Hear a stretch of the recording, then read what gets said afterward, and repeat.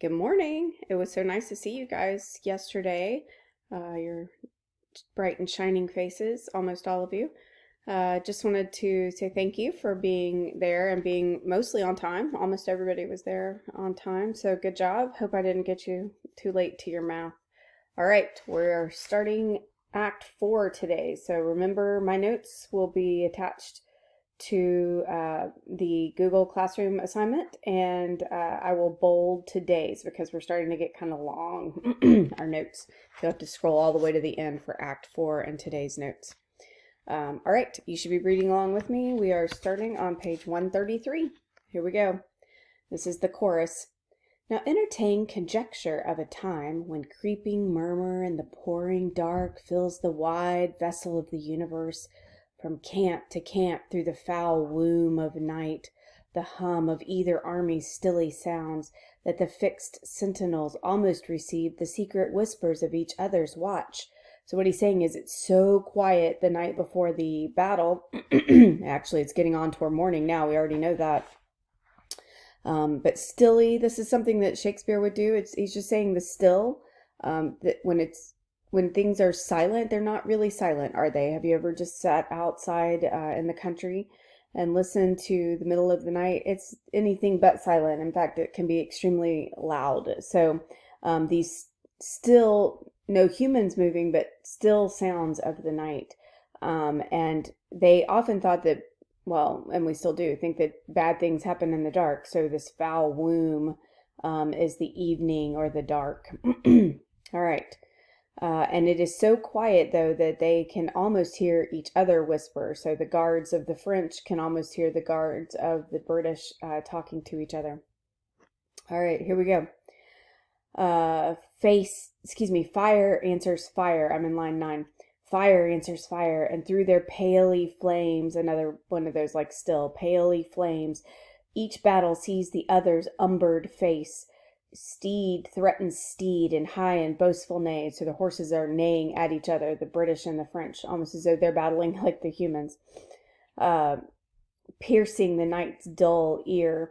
And from the tents, the armorers accomplishing the nights with busy hammers closing rivets up, give dreadful note of preparation. Now remember, during this time period when you wore a suit of armor, you literally had to be hammered into it. So you could not get into a suit of armor by yourself. So you had armorers who went with you, and they literally like hammered bolts and those kinds of things into place to hold your armor on for the day.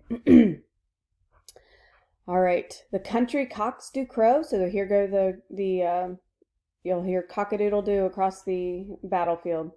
The clocks do toll, and the third hour of drowsy morning named, proud of their numbers and secure in soul, the confident and over-lusty French do the low-rated English play at dice and chide the crippled, tardy-gated knight, who like a foul and ugly witch doth limp so tediously away.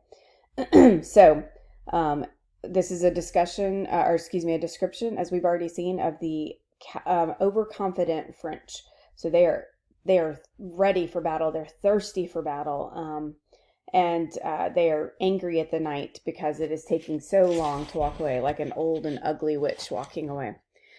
The poor condemned English, like sacrifices by their watchful fires, sit patiently and inly ruminate the morning's danger. And their gesture sad, investing lank lean cheeks and war-worn coats, presenteth them unto the gazing moon, so many horrid ghosts. Okay, so we talked about yesterday whether or not the British were scared. This says they are. They're sitting around, they're wounded, they're pale, they're probably hungry because they've been traveling. So not looking so good over on the British side right now. They almost look like ghosts, says line 29.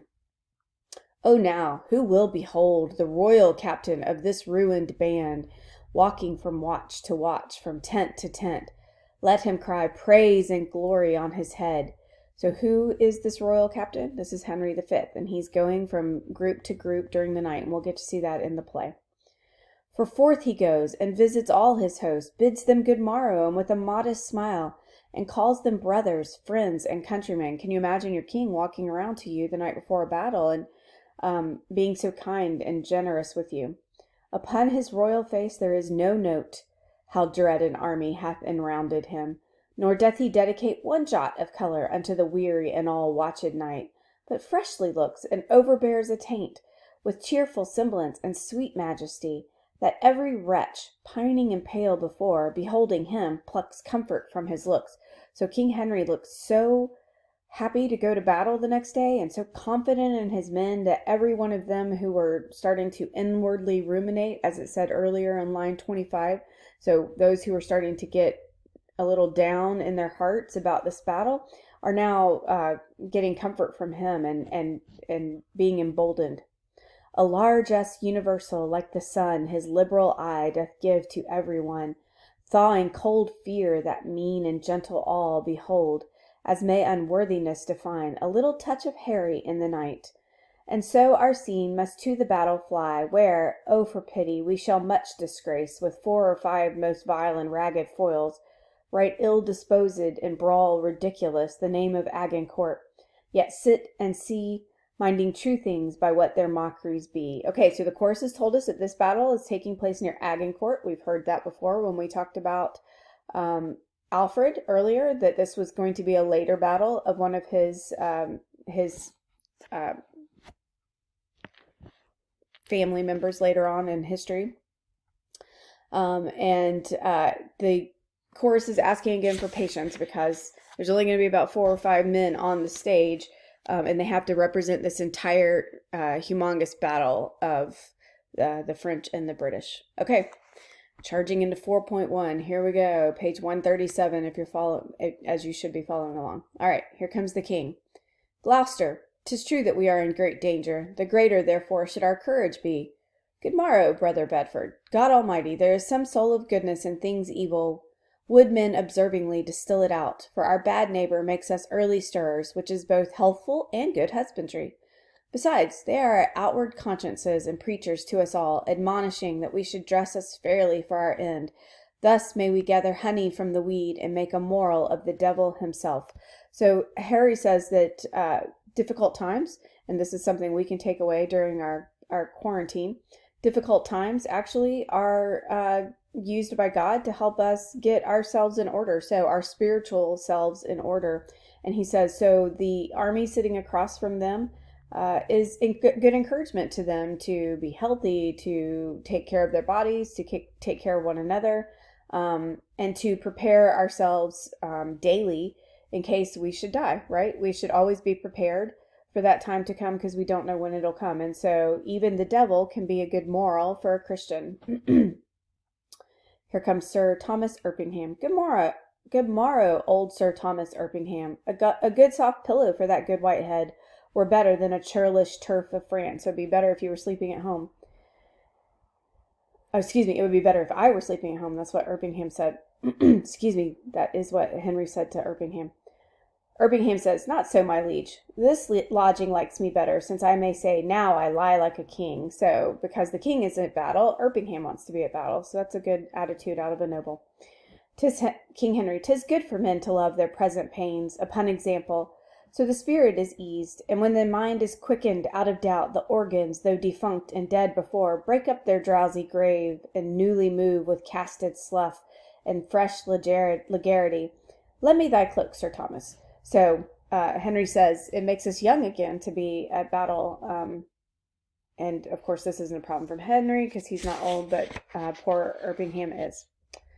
He puts on Erpingham's cloak and he says, brothers both, commend me to the princes in our camp. Do my good morrow to them, and anon desire them all to my pavilion. Gloucester says, we shall, my liege. Erpingham says, shall I attend your grace? And King Henry says, no, my good knight. Go with my brothers to my lords of England. I and my bosom must debate a while, and then I would no other company. So I want to be by myself for a little while. But he has a little trick in mind, so keep watching. Erpingham says, the Lord in heaven bless thee, noble Harry. And everyone but the king exits. King Henry says, God of mercy, old heart, thou speakest cheerfully. So he's encouraged by this older gentleman who is excited to be at battle. Here comes Pistol, one of our tavern crew. We love old Pistol, don't we? Qui vous la, says Pistol. He probably said it very poorly. King Henry says, a friend. So Pistol doesn't recognize him. He says, who are you? Or who goes there, actually. Pistol says, discuss unto me, art thou officer, or art thou base, common, and popular? King Henry says, I am a gentleman of a company.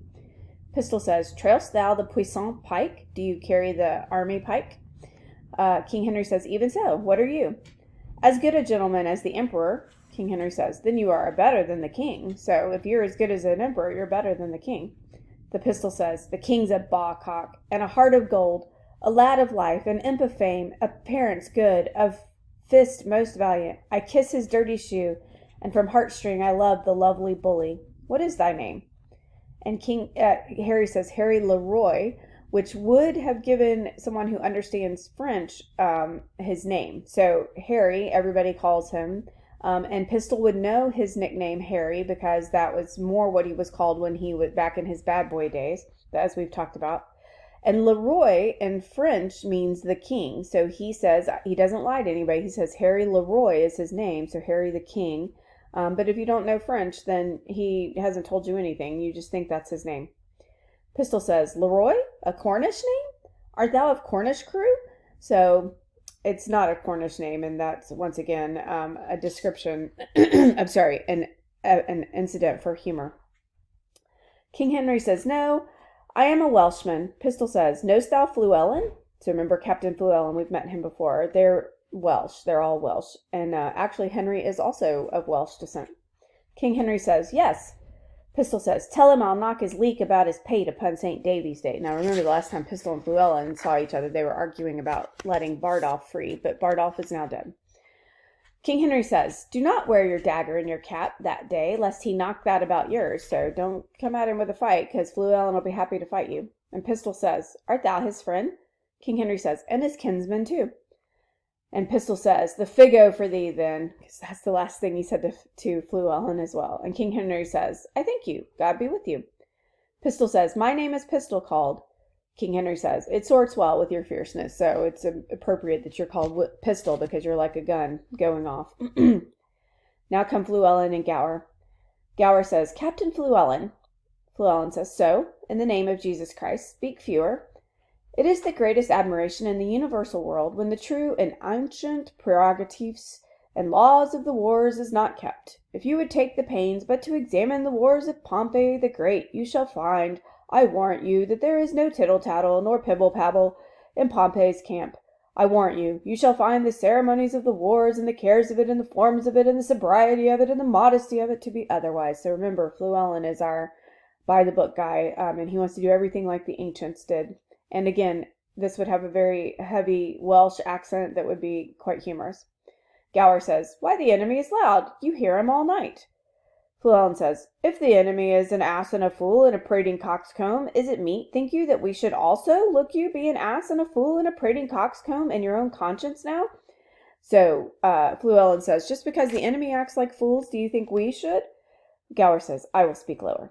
Fluellen says, I pray you, and beseech you that you will. So this was all over the fact that Gower was speaking too loudly, and Fluellen is remonstrating him.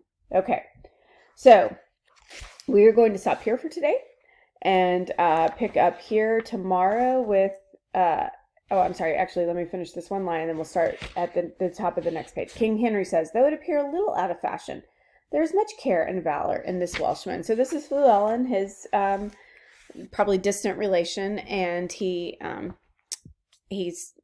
says that there is much valor in him, which is always an honorable thing to have said about you.